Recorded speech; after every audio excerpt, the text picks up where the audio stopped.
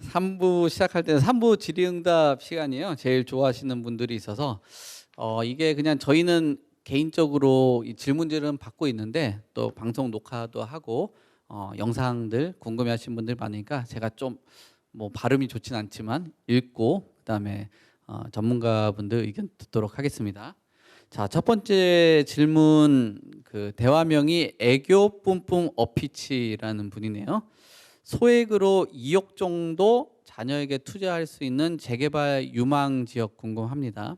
그래서 능곡 뉴타운 어떤가 해서요.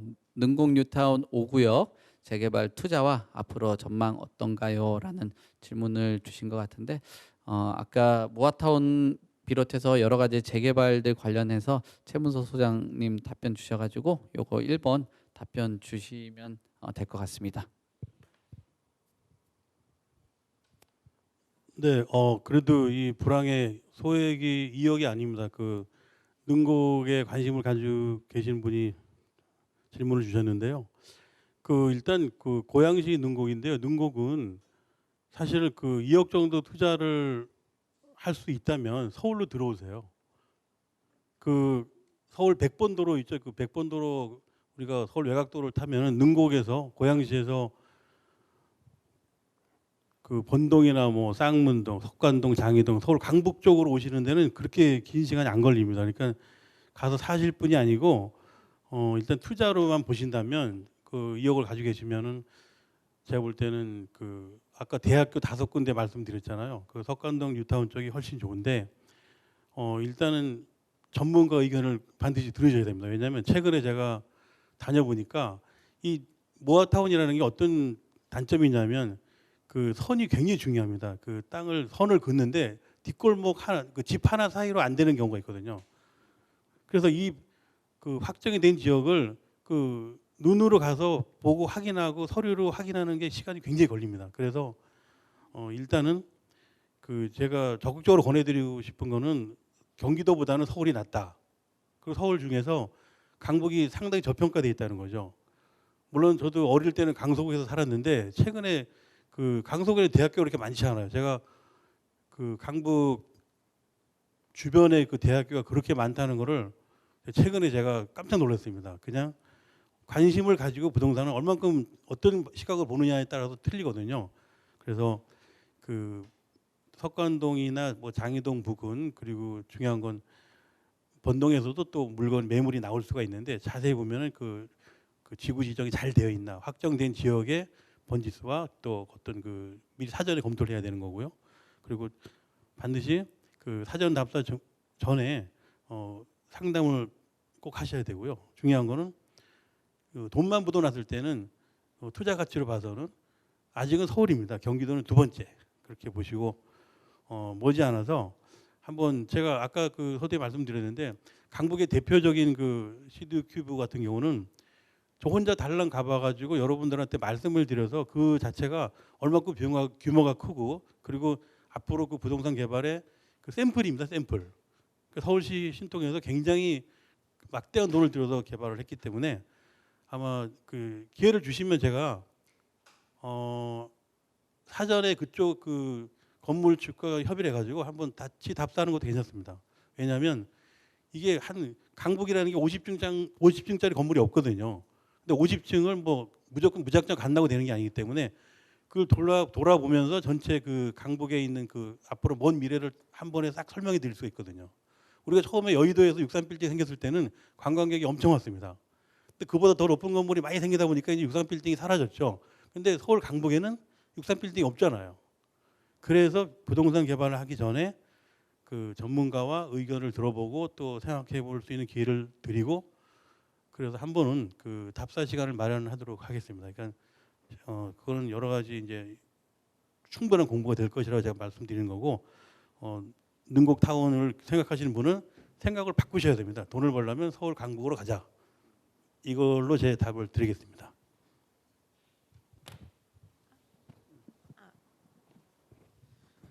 뭐 역시 경기도 쪽보다는 그래도 강북 쪽이 조금 더 유망하다라는 말씀을 주신 것 같고 또 개발하는 과정 안에서 또 최은서 소장님이 건축 관련된 사업을 오랫동안 하셨어요. 그래서 그 어떤 도로 구획이 어떻게 되는 거냐에 따라서 개발을 할 수 있고 없고, 그다음에 그 면적이 얼만큼 확보가 돼야지 이런 개발 사업할 수 있는지 없는지 그런 부분에 대해서 있는데, 일반 분들은 그냥 물건을 덥석 사시는 경우들이 있으니까 그것 때문에 좀 주의점 때문에 전화를 주신 것 같습니다. 그 뭐 말씀을 주신 것 같습니다. 잘 확인하시고, 최문수 선생님 요즘에 좀 한가하시다고 하니까 한 번씩 연락 주셔가지고 같이 현장도 가고 뭐 여러 가지, 뭐 냉면 한 그릇 사주시면 되겠죠. 뭐 신청들 하시면 좋을 것 같습니다. 네, 뭐 첨언하실 분 있으시면. 예. 그 능곡 5구역 그 관리처분 인가까지 나서 웬만하면 이제 그 입주가 가능한 단지가 되죠. 그래서 한 뭐 5년 정도면은 이제 입주해서 새 아파트 되는데, 근데 이제 이게 실거주를 목적으로 하신다라고 하면은 뭐 그렇게 나쁘지 않겠죠. 새 아파트가 금방 되니까.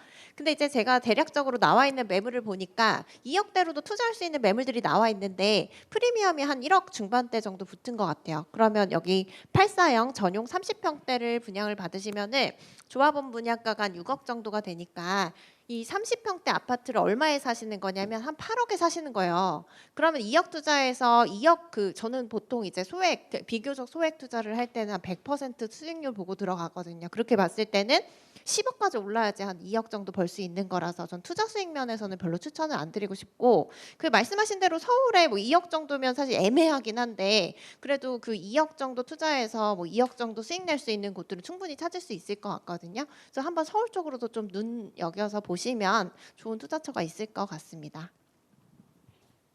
예. 참 이게 시각들이 다양한 것 같아요. 뭐 투자를 하시는 분들은 나 저기 들어가서 살 것도 아닌데 왜 그거 하지? 돈으로만 보시는 분들도 있고 꼭 거주까지 생각을 하시는 분들이 있더라고요.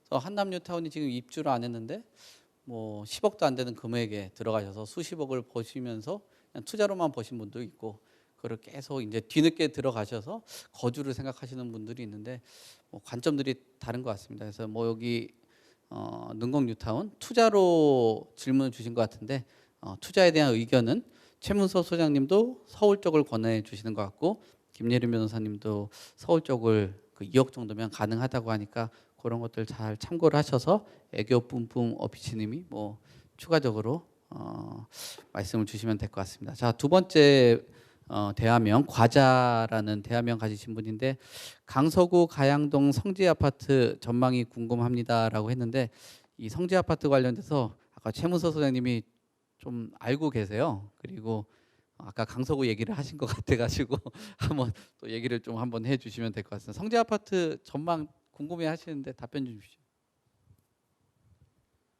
네, 제가 그 강서구를 1977년도에 갔습니다. 그 당시에 이제 갔을 때 제가 아는 분한테 그 당시에 돈을 1,000만 원 정도 빌릴 수가 있었어요. 엄청난 그 행운이죠. 근데 제가 그때 어떤 일이 있었냐면 강서구 가양동에다가 논을 5천 원 주고 산 건, 한 평이 5천 원이니까 뭐 2천 평을 산 거죠. 2천 평. 그러니까 이 지난 얘기인데요. 제가 2천 평을 산 적이 있습니다. 그 논이 제가 20살 좀 넘었을 때 아파트가 5개가 떨어졌어요. 저는 그걸 경험한 사람이잖아요. 그러고 나서 제가 오늘 아침에 강서구를 또 갔다 왔어요. 제가 이 방송국에 오는데 허리띠가 없는 거예요. 그래서 제가 강서구에 이마트가 있냐니까 이마트가 거기 가양동에 없어지는 거예요. 그러니까 왜 그러냐니까 손님이 없어가지고 다른 거 한대. 또 홈플러스가 있더라고요. 홈플러스 갔는데 그 양복집에 가니까 제가 왜 얘기를 하냐면 경험담이 굉장히 중요한 거예요. 제가 허리띠를 샀는데 허리띠가 35,000원인 거예요. 그래서 무슨 오늘 하루만 쓰면 되는데 허리띠가 왜 이렇게 비싸냐. 그 순간 남자들의 그 허리띠 그 마크 있잖아요. 그런 유명 메이커 막 지나가는 거야. 그 사람과 나와 무슨 차이지? 그리고 다이소를 딱 들어갔는데 정말로 5,000원이었어요. 야, 세상 선택이다, 선택. 그 5,000원이 옛날에 제가 그 논을 5,000원에 샀던 그 기억이 확 지나가는데, 그때 내가 그 뒤로 저는 대한민국에서 최고의 행운이다. 왜냐? 아파트를 5개가 생겼는데 내가 뭐가 부러운 게 있겠어요. 솔직히 그 돈 가지고 제가 사업을 하면서 하나는 아버지를 주고 하나는 내 동생을 주고 또 하나는 내가 살고, 2개를 제가 팔아가지고 35년 동안 사업을 했는데 계속 돈이 없어졌다가 생기고 없어졌다가 생기고, 그리고 돈이 없어져도 걱정을 안 하는 게 원래 난 아무것도 없었다. 근데 너무 화가 나는 게 가양동만 지나가면 왜 내 집이 없는 거야. 너무 속상했어요. 그래서 제가 오늘도 어떤 생각을 했냐면 가양동을 다시 한번 쳐다봤어요. 왜냐면 이 도마토를 오기 위해서 딱 그 우회전을 했는데 이 양화역을 건너가면 일로 우회전이 안 되는 거예요. 그래서 다시 내가 행주산동을 가가지고 시간이 많아서 다시 돌아오면서 그 가양동을 이런 질문이 올 줄 모르고 다시 제가 과거로 돌려서 쫙 보는데 현대아파트하고 여기하고 다른 게 뭐야 도대체. 현대아파트 건너편에는 뭐 옥수동이니 한남동이니 거기 뭐 이상한 집들이 막 있는 거죠. 저는 옥수동에 있는 그 한남동에 있는 그 빌라 같은 이상한 집을 저는 건물로 취급하지 않아요.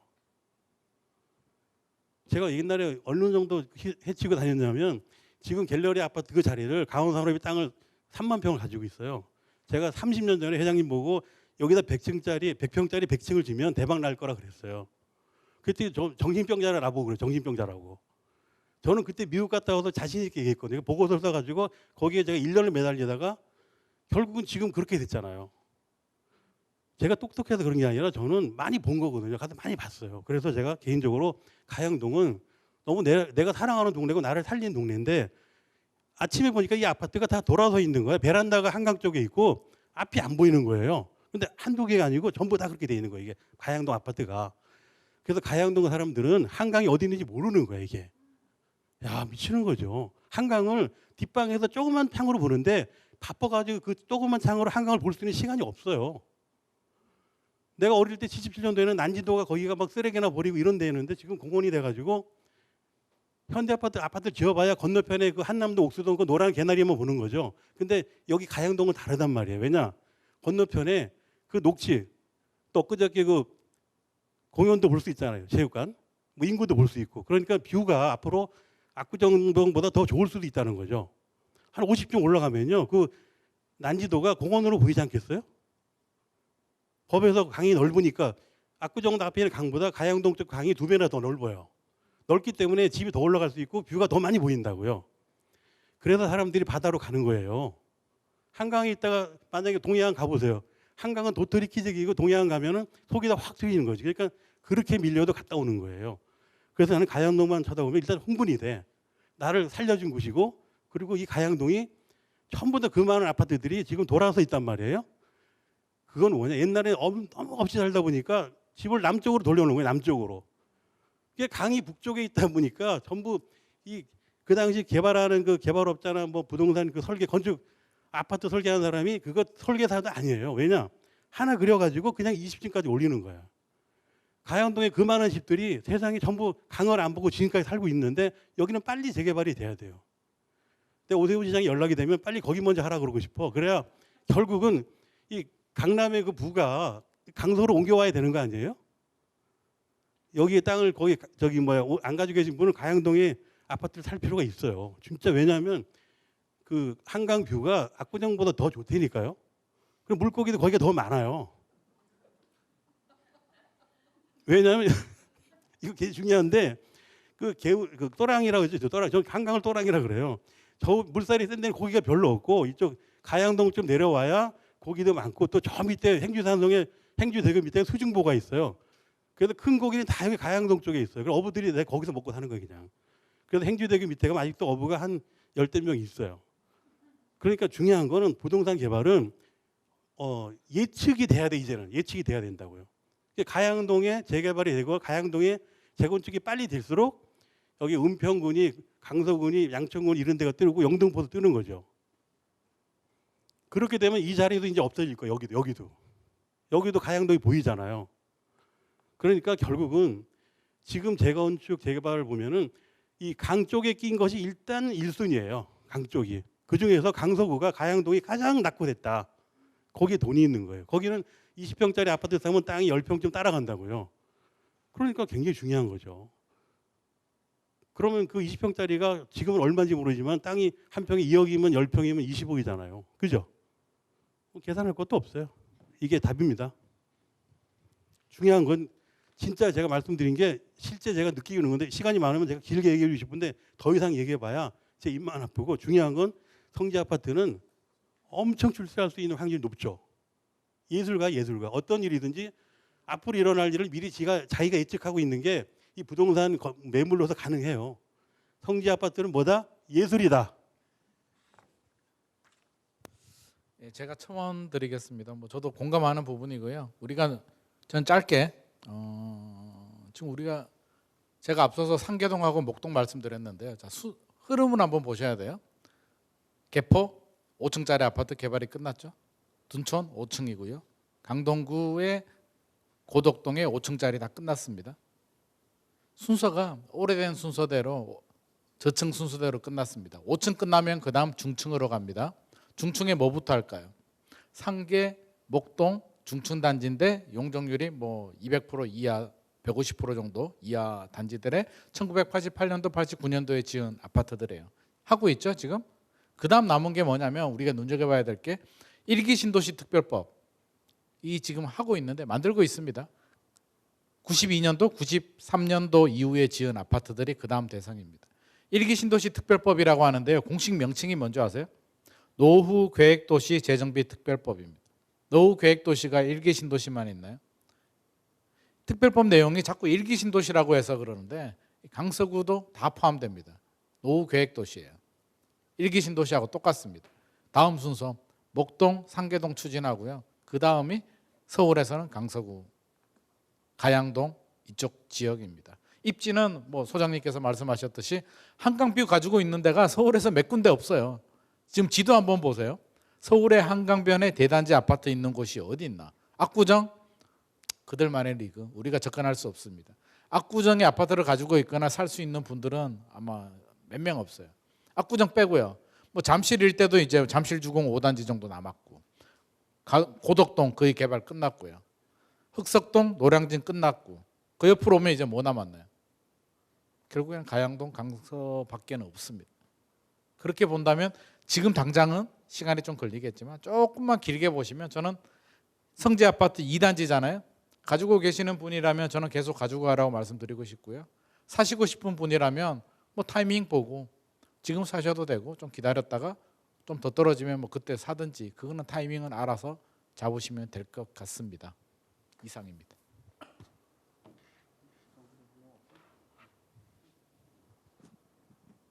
짧게만 말씀드리면요. 뭐 가양동 뭐 재건축하기 아직은 제 기준 시기상조다 이렇게 말씀드리고 싶고요. 일단은 어쨌든 뭐 아까 김인만 소장님께 말씀하신 것처럼 일단은 그 목동이나 재건축이 어느 정도 좀 결과물이 나온 상태에서 용적률 확보가 좀 이루어지면 어쨌든 뭐 가능성이나 앞으로 가치는 커지지 않을까. 그래서 목동의 그 움직임을 따라가면서 좀 가양동 성지 아파트 전망도 같이 움직일 수 있다는 거 좀 참고하시면 도움이 될 것 같습니다. 자, 다음 질문 즐거운 레오님이 주신 질문입니다. 재건축 재개발 관련된 내용인데 재당첨 금지 기간 산정에 대해서 자세히 알고 싶다라고 하시네요. 뭐 예를 들어서 자녀에게 중간에 증여를 하게 되면 그 기간을 어떻게 산정을 해야 되는지 이런 게 궁금하다라고 말씀을 주시는 것 같네요. 네, 답변 주시겠어요? 네, 이게 자세히 아시려면은 사실 저도 자세한 조건을 알아야지 그 정확하게 답변을 드릴 수가 있는데, 이게 기본적으로 투기과열지구에서만 재당첨 그 금지가 적용이 된다라고 보시면 되기 때문에 내가 두 채를, 그러니까 두 채 이상이죠. 이걸 투기과열지구에 둘 다 갖고 있어야 되는 거예요. 근데 지금 보면은 강남 3구 용산 아니고는 투기과열지구 아니잖아요. 그래서 예를 들어 내가 용산에 한 채 갖고 있고 뭐 강동구에 한 채 갖고 있다. 뭐 이렇게 돼 있으면은 재당첨 금지에 걸리지가 않는 거거든요. 그래서 이거부터 좀 확인이 필요할 것 같아요.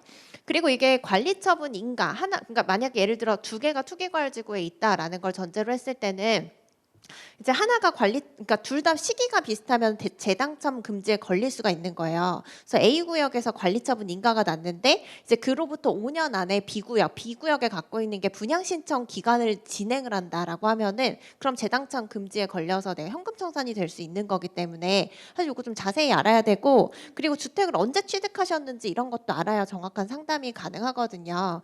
그래서 이제 자녀에게 뭐 중간에 증여하신다라고 하면 이것도 사실 정확한 조건을 알아야 가능한데, 기본적으로 이제 분양 신청하기 전에 증여를 하셔야 되죠. 근데 이것도 사실 의견이 좀 분분하긴 해요, 법률적으로는. 그래서 요거는 한번 그 구체적으로 상담문의 주셔야 될 것 같고요. 한번 방문 상담하시거나 그래서 하시는 게 좋을 것 같고, 그리고 제가 이거 관련해서도 사실 투기과열지구가 다 이제 거의 뭐 전국이 투기과열지구라고 할 수 있을 정도로 이제 묶여 있을 때 굉장히 상담 많이 했었거든요. 그래서 심지어 이거 잘 모르시고 해가지고 뭐 증여하고 매매하고 하셔가지고 해제해달라 뭐 해달라 오시는 분들도 많았고 소송하고 있는 경우들도 있고 하거든요. 그래서 뭐 이제 이게 투기과열지구에서 거래를 하신다라고 했을 때는 재건축 재개발은 전매 제한도 있고 그리고 이런 그 재당첨 금지 규정도 있기 때문에 좀 유의를 하셔야 될 필요가 있을 것 같습니다. 자, 네 번째 그 서울 졸리님인데요. 재건축을 바라보고 인천 서울 쪽에 총 2채를 구매하였습니다. 그 중에 한 채는 현금 청산인지 궁금합니다. 재건축 가능한 아파트를 다수 보유하지 못하는 건가요?라는 질문을 주신 것 같아요. 이번엔 또 아까 증여하고 다르게 현금 청산 문제네요. 네.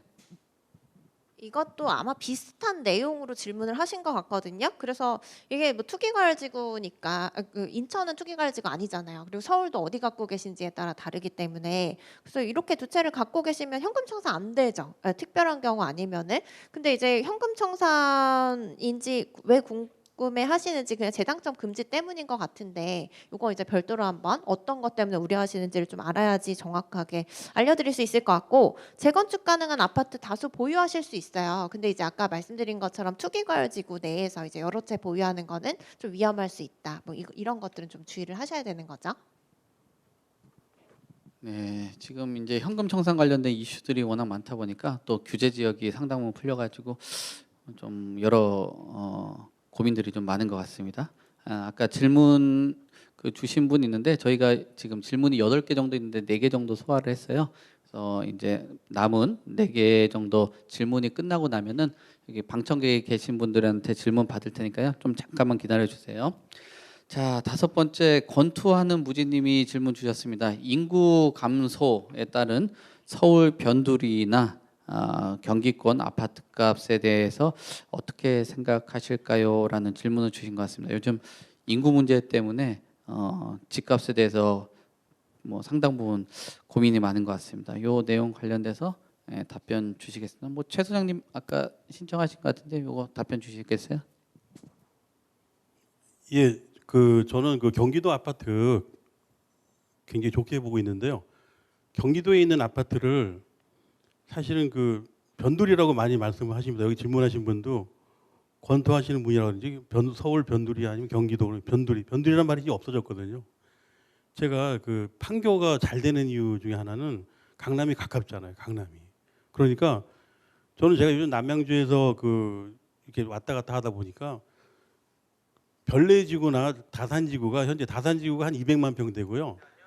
네, 별내지구가 한 100만 평 되고요. 그래서 한 100만 평인데 그 제3기 신도시가 지금 남양주에 다시 지금 발표돼 가지고 공사하고 있어요. 지금 철거 명령 내려가지고 이주하고 있는데 거기가 한 400만 평 됩니다. 400만 평. 그러면 경기도에 어디가 괜찮다 그러면 저는 그 다산지구, 남양주 다산지구에 아마 그 400만 평 되니까 아파트가 적어도 한 3만 가구 이상 될 것 같아요. 그래서 그 남양주의 신도시를 합쳐 보니까 서울, 분당, 판교, 일산까지 합친 양이 남양주에 들어옵니다. 근데 남양주에 들어오는 이유 중에 가장 큰 이유가 뭐냐면 사실은 강남을 100번도로 타서 들어가면 차 없을 때 포천고속도로를 타면 15분 만에 강남까지 갑니다. 그냥 고속도로 상에서는 중앙병원까지 15분이고요. 그 강남까지는 뭐 한 30분이면 갈 수 있어요. 그러니까 서울에 어지간한 데보다는 그 강남에 그 어떤 목표를 뒀을 때 출퇴근했을 때는 그 남양주가 굉장히 가까운 거죠. 그리고 구리나 덕소 이런 데는 이제 남양주 신도시 때문에 쑥 들어갔어요. 지금 요즘에는 덕소라는 말도 없어지고 구리라는 말도 없어졌습니다. 그쪽에 사실 무슨 서운할지 모르지만 그냥 남양주에 별내에 무슨 아파트냐. 근데 별내도 들어갔어요. 지금 다산이라는 그 다산 정약용 선생님의 앞에 다산인데 그 다산 신도시가 지금 그 서울을 위협하고 있습니다. 웬만한 서울 그 변두리보다는 경기도 다산 신도시가 굉장히 자리가 좋아요. 이거를 눈여겨 보시고요. 그 같은 경기도라면 저는 그 북쪽에 있는 남양주 신도시 다산 신도시를 아주 적극 그 추천을 드리고요. 그리고 거기에 들어가는 방법은 저도 연구하고 있는 중입니다. 이렇게 저도 거기 살고 싶어요. 왜냐하면 거품이 없을 것 같고요. 그리고 현재로도 거품이 없어요. 거기는 나가는 분들이 지금 보상 받은 분들이 그 집이 별로 없었어요. 땅만 그렇게 한 400만 평 있었는데 농사만 짓던 분들이 지금 거의 그 집도 없는 상태에서 쫓겨났는데 보상비도 별로 없었던 거죠. 그래서 신도시 원가가 가장 쌉니다. 3기 신도시 중에서 신도시 원가가 가장 싼 곳이 남양주 다산 신도시다. 제 다산 신도시 홍보 대사 아니거든요. 근데 그렇게 얘기를 해주고 싶어요. 강남을 가장 빠른 속도로 갈 수 있다. 더 중요한 거는 제가 지하철을 타보니까 그 당고개역에서 원암역 그다음에 진점역까지 가는데 그 옛날 같으면은 한 3개 신도시를 가야 되는 거리를 15분 만에 가요. 15분 만에. 그러니까 원래 남양주 광릉이나 뭐 진저 포천 이쪽에서 다시 상계동을 가려면 거의 뭐 한나절 걸렸습니다. 한나절. 그거를 15분 만에 3시간 가야 될 거를 15분 만에 갑니다. 그러니까 남양주 다산 신도시는 엄청 그 전철로서도 아주 고급짜리죠. 그리고 최근에 좀 저기 뭐 한 8호선이 또 개통되고 있는데 그 4호선도 결국은 7호선 강남구청역까지 가는데 20분이 안 걸려요. 그렇다면 저는 약간 어떤 게 있냐면 경기도 전체를 뭐 두루 얘기하려면 시간이 많이 걸리니까 일단 제 눈에 발견되고 여기가 괜찮다고 추천해 드리는 게 남양주 다산 신도시인데 거기에 8호선까지 조만간 연결되거든요. 그러니까 4호선, 7호선, 8호선에 내 직장이 연결된다. 그러시면 무조건 다산을 적극 권장해 드리고 저는 시간이 많습니다. 그러니까 한번 여러분들이 그 궁금해하시면 제가 보여줄 수 있어요. 진짜 이건 그 조건은 없고요. 보여드릴 수 있어요. 어쨌든 앞으로 그 부동산 분야는 적극적으로 그 수요자도 적극적으로 거기 현장을 보실 수 있는 게 좋고 결국은 또 전문가한테 굉장히 그 교육을 좀 받으셔가지고 공부를 해서 그렇게 투자하시면 성공할 것 같습니다. 제가 그쪽으로 일조하겠습니다. 중요한 거는 앞으로 다산이 굉장히 많이 뜨고 있다. 그리고 다산은 정양 선생님의 호죠, 호. 네. 그리고 그 다산 정양 선생이 그 공원이 있는데 거기는 세계에서 최고입니다. 그 공원 분위기가 세계에서 1등, 약 10만 평 되는데요. 거기도 하나의 보너스가 될 수 있죠. 하여튼 여러 가지로 할 얘기 많지만 이것으로 제가 줄이겠습니다. 제가 첨언 드리면요. 인구 감소 뭐 말씀해 주셨는데요. 우리 인구 감소 많이 걱정을 하고 있는데 저는 인구를 이제 두 가지가 아니라 이제 제가 분류를 한다면 절대 인구하고 상대 인구로 구분하는데요. 절대 인구는 이제 출산율, 절대적으로 인구가 늘어나고 줄어드는 거. 두 번째는 인구 이동. 이쪽에서 구도심에서 신도시로 이동하는 그것도 인구 증감에 영향을 주는 겁니다. 이게 절대 인구고요. 상대 인구는 심리예요. 살 생각이 없다가 갑자기 살 생각이 들면 수요가 늘어날 수도 있습니다. 이 두 가지를 봐야 되는데 인구 줄죠. 출산율 주는데 생각해 보면 주택 구매 연령이 40에서 59세 정도입니다. 최근에 불안한 마음에 30대들이 많이 사고는 있는데 기본적으로 40에서 59세입니다. 그러면 지금 줄어든 출생률이 아기들이 성장해가지고 주택 구매 연령까지 올라오려면 30대가 되려면 한 20년 정도 필요합니다. 그래서 20년 후에는 분명히 우리 사회에 영향을 줍니다. 근데 우리가 지금 20년 후까지 고민하기에는 너무 피곤합니다. 피곤하고 두 번째 우리가 알아야 될 건 인구 이동인데요. 일단 신도시는 밝습니다. 서울은 뭐 개발할 땅이 없기 때문에 무조건 해피하고요. 경기도도 신도시 개발이 많이 되고 있고 지방에서 앞서서 최문석 소장님께서 중요한 말씀해 주셨는데 대학교가 서울에 많이 있습니다. 인서울, 대한민국 최고 대학교들이 다 서울에 있습니다. 지방에 가정 형편이 괜찮은 분들이 자녀분들이 요즘 공부를 잘합니다. 왜? 서포트를 해주니까. 어디로 갈까요? 인서울 대학교로 옵니다. 졸업하면 어디로 갈까요? 인서울 좋은 대학교 졸업한 애들이 인서울에 있는 회사로 다 취직을 합니다. 취직하면 어떻게 할까요? 능력되는 부모님들이 서울에, 경기도에, 인천에 집을 사줍니다. 그래서 인구가 지방 인구가 수도권으로 유입이 됩니다. 그래서 오히려 20년 후에도 저는 서울, 경기 인구는 크게 줄어들지 않을 겁니다. 지방 인구는 이제 지역별로 좀 편차가 있을 것 같고요.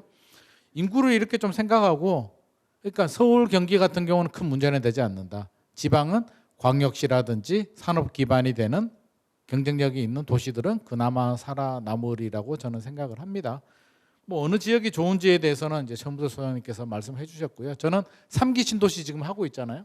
남양주 왕숙, 하남 교산, 고양 창릉, 부천 대장, 인천 계양 마지막 신도시입니다. 우리 인구 구조상 저는 더 이상 뭐 4기라는 이름이 앞으로 나오지라고 생각하지는 않습니다. 그렇다면 왕숙 당연히 좋고요. 6월에 A19 블럭 나왔는데 3억 3천에 분양가 나왔습니다. 절대 앞으로 이 가격에 나올 수가 없습니다. 2030년 입주거든요.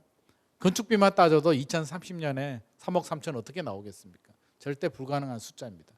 9월, 12월에도 사전 청약 나옵니다. 저는 적극적으로 도전하기를 추천드리고요. 앞으로도 내년에도 나올 겁니다. 그리고 2025년, 6년 되면 본 청약 물량들 더 많이 나오니까 자녀분들, 우리 2030들 나이 드신 분들이야 뭐 그렇다 치고 적극적으로 3기 신도시 도전해 보시면 좋을 것 같습니다.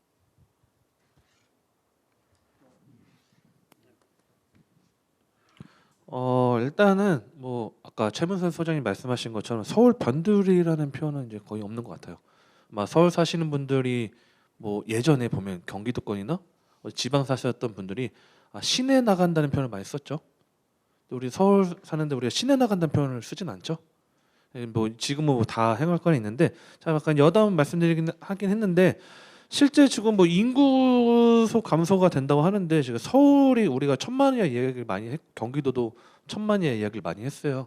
실제 지금 인구를 보면요, 서울이 이제 941만 명이 지금 6월달 기준으로 잡혀 있고 1,000만이 밑으로 내려갔죠. 왔다 갔다 하긴 하는데 경기도가 무려 1,361만 명이 잡혀 있습니다. 1,300만, 300이 더 증가됐어요.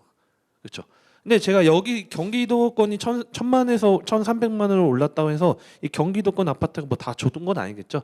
그러니까 저 같은 경우에는 뭐 경기도 같은 경우는 원도심에 좀 낙후된 지역들 같은 경우에 좀 가치가 좀 상승하기 좀 어려운 부분들이 많을 거예요. 무슨 말이냐면, 자 아까 여지 말씀드린 것처럼 서울에 개발할 땅이 없어요. 저 뭐 여담 농담으로 좀 말씀드린 게 뭐 북한산하고 뭐 관악산을 밀어버리면 아파트 단지 나올 것 같다. 뭐 이렇게 농담을 하긴 하는데 서울은 쉽지가 않다 보니까 기존에 있는 재건축이나 재개발을 통해서 부셔야 되는데, 이 경기도권 같은 경우는 실제 오래된 것들 뭐 우리가 뭐 보면 어떤 보상도 해야 되고 이주도 해야 되고 그런 것들 해서 가치를 올릴 수도 있지만 옆에 토지 개발해서 매입해가지고 상기 신도시게 만들어버리는 게 더 낫지 않을까요? 그렇죠?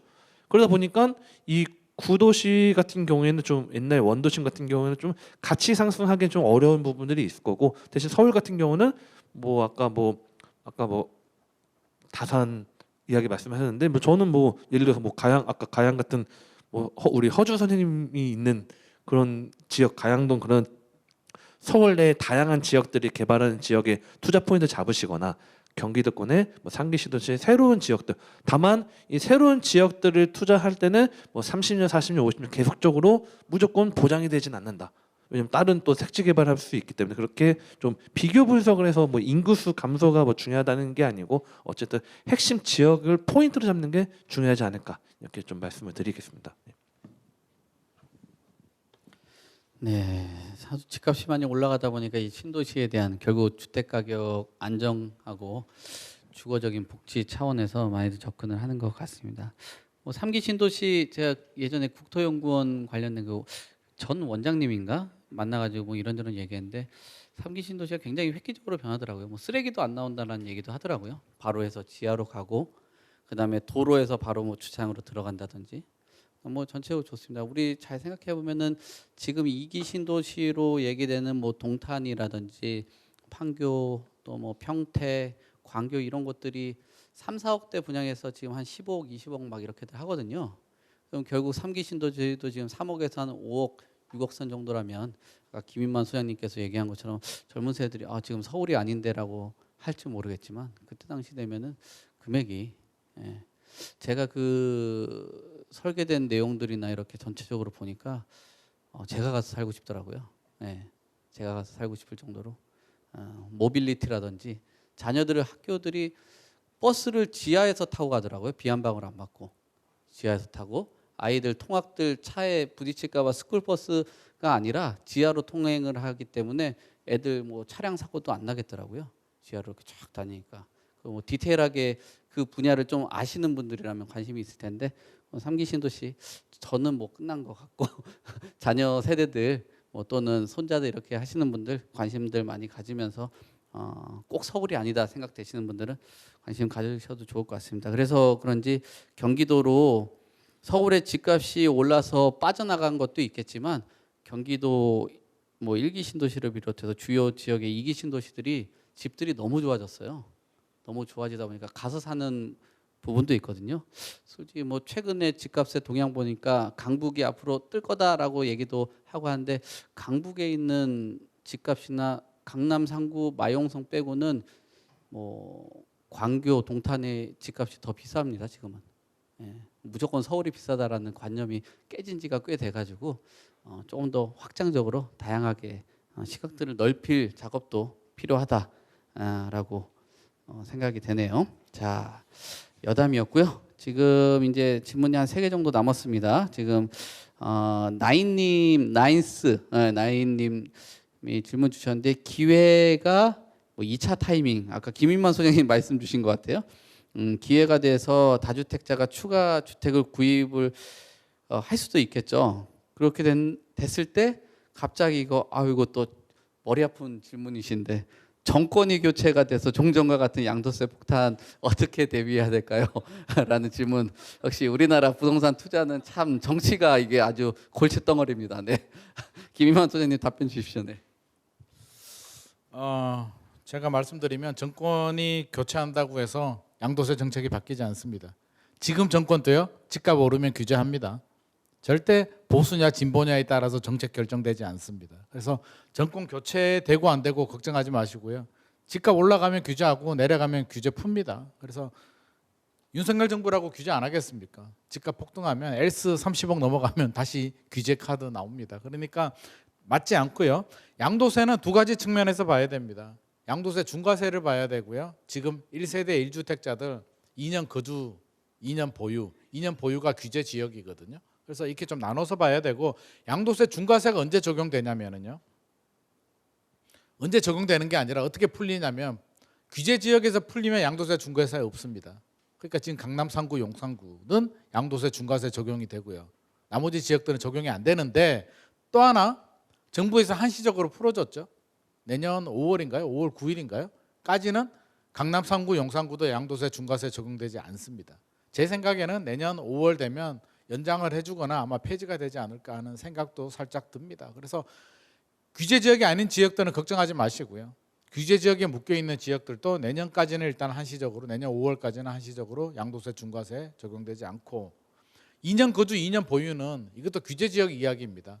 규제 지역이 묶여 있을 때 아파트를 사면 2년 거주 2년 보유가 묶이고요. 그러니까 2017년 8.2 대책 이후에 규제 지역에 사신 분들은 2년 거주 2년 보유 1세대 1주택자 양도세 비과세 받을 때 2년 거주도 필요한데 규제 지역 풀리면 없어지냐 그러면 그건 아니고요. 2년 거주는 규제 지역에서 집을 살 때 조건으로 걸리기 때문에 만약에 마포에 샀다가 2년 거주 걸렸는데 지금 마포가 규제 지역 풀렸잖아요. 그래도 2년 거주는 그대로 들어갑니다. 그래서 기본적으로 제가 이렇게 말씀드리는 거고요. 세금은 항상 세무사 상담 받고 계약서 도장 찍기 전에 반드시 세무사 상담 받고 확인한 다음에 진행하는 게 좋습니다. 도장 찍고 나서 나 어떻게 해요 하면 이미 끝났습니다. 그래서 반드시 세무사 상담 받으시길 추천드립니다. 네, 세무는 세무 상담 받으시고 또 법무나 등기할 때 또 변호사님 또 계시니까 등기도 참 중요하더라고요. 그런 노하우도 중요한 것 같습니다.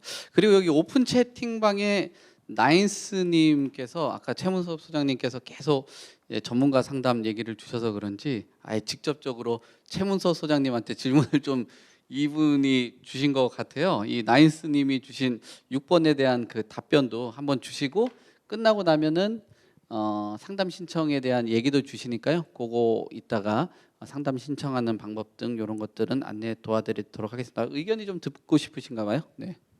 예, 그 집을 사가지고 돈을 버신 분들은 세금을 무서워하지 않습니다. 돈을 벌었으니까 세금을 내는 거죠. 그러니까 뭐 우리가 옛날에 우리나라 그 엄마들 말이 그 있잖아요. 구데기 무서워서 장을 못 담그냐?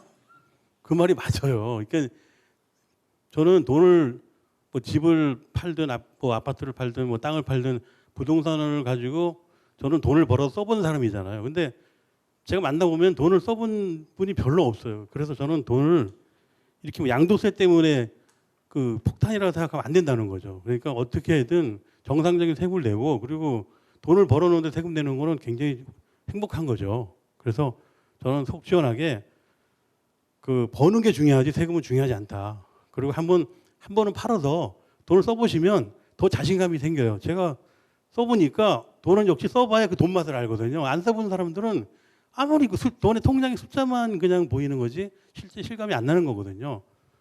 제가 그 건축업을 그렇게 30년 하다가 그 집어치우고 요즘에 이렇게 말로 하면서 제가 발로 뛰고 다니다 보니까 너무 재미있어요. 왜 재밌냐? 돈을 그냥 저는 뭐 출연자가 오든 누가 돈을 좀 얼른 써버리거든요. 맛있는 것도 사 먹고. 이건 반드시 부동산에도 한 번쯤은 돈을 써봐야 그 세금이 아깝지 않다는 생각이 들거든요. 그 생각이 바뀌어야 됩니다. 정치하는 사람들 제가 많이 만나봤고 그분들이 저보고 당신은 말이야 정치하면 잘할 것 같아. 잘하죠. 잘하는데 마지막에 정치는 거지가 됩니다. 왜냐하면 정치는 남는 게 이름이 더러워지거나 돈이 떨어지거나 딱 둘 중에 하나예요. 그럼 마지막에 그 죽을 때 조용히 못 죽어. 이상하게 죽어가지고 사람들한테 좋은 추억이 없어요. 이게 답이에요. 그러니까 제가 부동산하고 정치하고 밀접한 건 뻔히 알면서도 누가 날 장관 시킬까 봐 겁이 나요. 난 무조건 도망가. 나 원희룡처럼 그렇게 장관 안 해. 중요한 거는 굉장히 어려운 거예요. 정치로 길을 들어서 가지고 그분들 때문에 내가 돈을 못 벌고 정치 때문에 부동산 뭐 망했다 돈을 못 번다. 이 집값이라는 거는 정치적으로 얼마든지 올랐다 내렸다 다 잡을 수 있는 거예요. 사실은 우리가 몰라서 그렇지 오르면 정치적으로 잡잖아요. 또 풀어주고 또 다시 묶고 뭐 수십 년 동안 그렇게 된 건데 그걸 속았다고 생각하시면 안 돼요. 안 되는 사람은 맨날 남의 탓이야. 이래서 속고 저래서 속았다. 절대 그런 거 없어요. 중요한 거는 돈을 벌려고 하는 것도 악착같이 마음을 먹고 끝까지 거기 파고들면 가능합니다. 그러니까 여기서 질문이 저는 잘못됐다고 봐요. 폭탄이 아니고 돈을 많이 벌면 세금을 많이 내고 한 번쯤 써보시라는 걸 적극적으로 권해드리고 싶습니다. 속이 시원하세요? 일단 한번 써보세요. 그러면 반드시 다른 생각이 넓어집니다. 부동산은 돈을 벌려고 생각하신 분들은 한 번쯤 써보라는 거죠. 좋은 일에도 한번 써보고 저는 이 토마토 회장님 제가 만나보지 않았지만 굉장히 훌륭한 분인 것 같아요. 왜냐하면 이렇게 큰 건물을 지어놓고 이런 좋은 자리도 마련해주고 그리고 굉장히 좋은 시간이에요. 저한테는. 그래서 여러분들은 저는 가수는 아니지만 여러분들이 저한테 팬이 되어주셨으면 제가 팬이 되어주셨으면 되게 고맙겠어요. 왜냐하면 제가 하고 싶은 일이 굉장히 많아요. 내가 해봤으니까 다른 사람도 돈 벌게 해주고 나도 좀 거기서 신나게 살다가 죽고 싶다 이런 마음이 있어요. 정치는 안 할 거예요. 정치하는 사람을 원망하지 않을 거예요. 제가 빠져나가는 방법은 얼마든지 아니까요. 아니 나쁜 쪽으로 아니고 좋은 쪽으로 제가 알려드리고 저는 정치와 부동산은 별개다고 봐요. 별개다. 이게 마지막 제 답입니다. 정치와 부동산은 별개다. 이거는 이명박도 모르고 윤석열도 모르고 뭐 원희룡도 모르고 모른다는 거죠. 이거는 부동산으로 돈을 벌어본 사람만 알아요. 근데 요즘에 슬픈 일이 뭐 다 아는 얘기지만은 부동산을 잘못 투자해가지고 좀 연락이 안 되는 분이 한 분 계시잖아요. 어머니인데 한 분 계셔. 또 그분 때문에 저는 많이 속상해요. 그러니까 앞으로 정치는 부동산하고 거리가 멀다 이렇게 생각하시면 돼요. 이것으로 제 답을 마치겠습니다.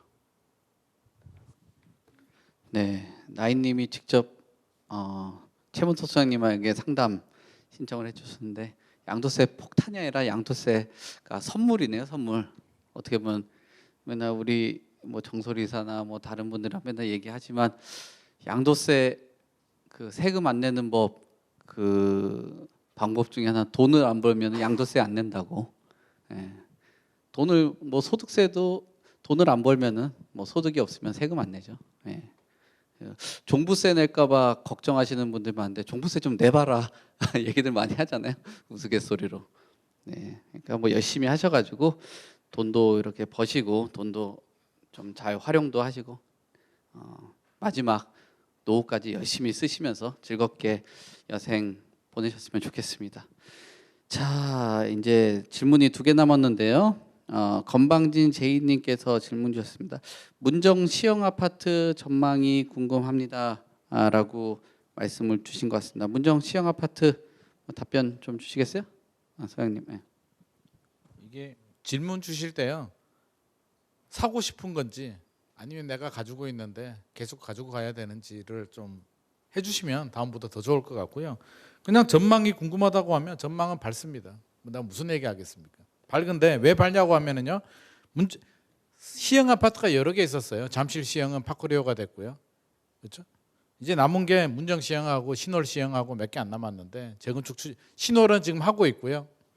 문정은 리모델링으로 가고 있어요. 용적률이 높아요. 215%로 재건축하기에는 사업성이 잘 안 나오기 때문에 리모델링 시범단지 1호 사업입니다. 그래서 리모델링으로 가고 있는데 뭐 리모델링도 저는 나쁘지 않다라고 봅니다. 지금 분당의 1기 신도시 정자동에 보면 느티마을 3단지, 4단지 지금 리모델링으로 이제 그 이주하고 있거든요. 그래서 리모델링도 하나의 대안이 될 수도 있는 거고요. 계속 구축으로 있느니 새 아파트로 변신하는 것도 저는 나쁜 방법은 아닌 것 같습니다. 일단 그렇고 이쪽 동네에 우리가 자꾸 이게 잠실주공 5단지만 생각해서 그렇지 작은 막 재건축 단지들 되게 많거든요. 삼환, 뭐 프라자, 뭐 우창, 상하, 뭐 여러 아파트들이 많이 있어요. 가락상용은 아마 리모델링으로 가야 될 것 같고 그래서 투자를 생각하시는 분들이라면 뭐 한양도 있고요. 이런 송파 쪽에 이런 작은 단지들이 아니고 재건축 추진하는 분산되어 있는 단지들 개별 분석한 다음에 관심을 가지셔도 좋을 것 같고 문정수 시정 가지고 계시는 분이라면 저는 특별한 이유 없으면 상급지로 갈아타는 이유 아니면 가지고 가셔도 좋다는 말씀 드리고 싶습니다. 네. 저 조금 첨언을 드리면 제가 이 단지를 한번 보니까 여기가 재건축이 안 될 만한 3박자를 다 갖추고 있다라고 보시면 되는데 용적률이 일단 215%로 굉장히 높고요. 그 제3종 일반 주거 지역이기 때문에 사실 250%, 270%밖에 용적률 못 받거든요. 거기다가 여기 대지 지분이 되게 작아요. 소형평형으로 구성이 되어 있기 때문에 대지 지분이 뭐 평균으로 대략적 따지면 한 6, 7평밖에 안 나올 것 같거든요. 그 일반 빌라랑 거의 비슷한 거죠. 그래서 재건축을 할 수가 없는데요. 그래서 리모델링으로 가는데 근데 여기 평당 시세를 보니까 주변에 비해서 비싸요. 왜냐하면 소형이기 때문에 이게 물건이 아무래도 가볍잖아요. 그래서 좀 고평가된 걸로 보이긴 하거든요. 그래서 그 김인만 소장이 말씀하신 것처럼 주변에 이제 다른 아파트들도 사실 대체할 만한 것들이 있으니까 그런 것도 좀 잘 따져서 투자를 하시면 좋을 것 같다는 의견을 드리도록 하겠습니다. 네, 이제 마지막 질문이 되겠는데 요 끝나고 나면은 뭐 방청객에서 궁금하신 질문들 받도록 하겠습니다. 자, 그 토끼 그 서울에 거주하시는 토끼님인데요. 7억 정도를 갖고 목동 신시가지 아파트 몇 평 정도 매수할 수 있을까요?라는 질문을 주신 것 같아요. 정솔 전문가님께서 답변 주시면 될 것 같습니다. 네, 일단은 2차 타이밍이 왔으면 좋겠다는 말씀을 좀 드리고 싶은 게 8억 정도는 잡으셔야지 일단은 전세 끼고 투자 가능한 것들이 좀 있지 않나. 물론 뭐 금매로 나오면 있을 수 있겠는데 일단 권리를 보면 일단은 뭐 7, 8이나 그런 입지 좋은 쪽은 일단은 쉽지는 않고요. 실제 전세가는 왜냐면 노후된 아파트일수록 전세값은 높지는 않죠. 물론 목동이라는 그런 이슈가 있기 때문에 그래도 안정적으로 있는 것들이 있는데 실제 뭐 11단지 같은 경우에는 7사 제곱이 보통 한 지금 11억 정도 제일 적은 평수가 이제 7사 제곱이 근데 전세가 보통 한 3억 정도 이제 3억에서 3억 초반 중반 왔다 갔다 하기 때문에 보통 이제 통상적 계산에 한 8억 정도 필요한 부분들이 있고요. 13단지 같은 경우는 좀 더 작죠. 이제 66제곱인데 66제곱이 한 20평 정도 되는 것들도 거의 한 3억이 전세 정도이기 때문에 뭐 갭을 본다고 하면 갭을 끼고 투자를 해야지 그나마 8억 정도 물론 7억 중반도 가능할 수는 있을 거예요. 뭐 매매가 좀 싸게 나온 것들에 대비했을 때 뭐 전세를 높게 받는다면 그래서 한 보통 한 그 정도가 11단지나 13단지 정도가 그나마 들어갈 수 있는 접근성이 좀 있고 나머지 단지들 같은 경우에는 뭐 좀 금매가 나오지 않는 한 7억으로 갖고 가기는 좀 쉽지 않은 게 이제 현재 부동산 시장이고 물론 뭐 2차 타이밍이 와서 뭔가 이슈가 된다면 가능하겠는데 근데 그렇게 좀 보시면 좀 도움이 될 것 같습니다. 잠깐 말씀을 드리면은 여기 지금 뭐 7억 정도로 투자를 하신다라고 하면은 전세 끼고 투자하는 것도 어려운 상황이시잖아요. 근데 이제 목동 재건축은 이제 아까 말씀드린 대로 토지거래허가 구역이라서 갭 투자 자체가 안 돼요. 실거주 2년 하셔야 되거든요. 근데 방법은 경매를 받으시면 실거주 안 하셔도 돼요. 네, 그래서 경매 물건을 좀 잘 노리셔서 전세를 맞출 수 있게끔 그렇게 좀 투자를 하는 방향으로 한번 생각을 해보시면 좋을 것 같습니다. 자, 오늘 지금 벌써 뭐 4시 10분이 됐네요. 오랜 시간 얘기 뭐 들어주시고 뭐 많은 질문 주셔가지고 감사합니다. 오늘은 여기까지 드리겠고요. 그다음에 혹시라도 궁금한 점이 있으신 분들은 남으셔서 그 7층으로 올라가시면은 좀 이런 상담들 도와드린다고 하니까요. 그 시간들 잘 활용을 하시면은 될 것 같습니다. 오늘은 여기까지 하도록 하겠습니다. 감사합니다.